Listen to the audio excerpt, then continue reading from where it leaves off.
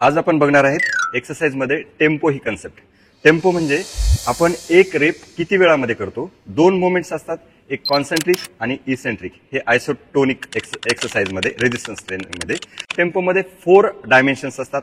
एक आहे की रेस्टला आपण इथं ह्या रेस्ट डायमेन्शनला 0 काउंट करणार आहेत।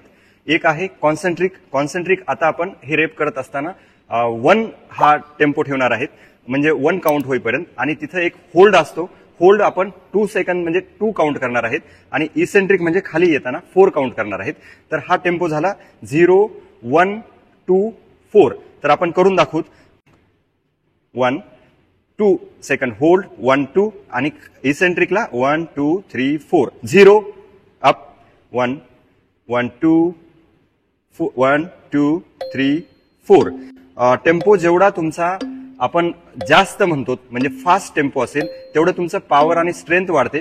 पण तुम्हाला जर मसल हायपरट्रॉफी करायचंय, इसेंट्रिक मध्ये टेम्पो जर नंबर जास्त ठेवला म्हणजे एक 6 सेकंद, तर आपण हा एका रेप्सला 7 सेकंड्स लागतात, म्हणजे 10 रेप्स जर केले तर 70 सेकंड्स जवळजवळ लागतात। की मसल ज्यावेळेस हायपरट्रॉफी करायची असेल तर 20 to 70 सेकंड पर्यंत आपण त्या मसलला जर ट्रेन केलं तर ती मसल ही ब्रेकडाऊन होते आणि हायपरट्रॉफी होते।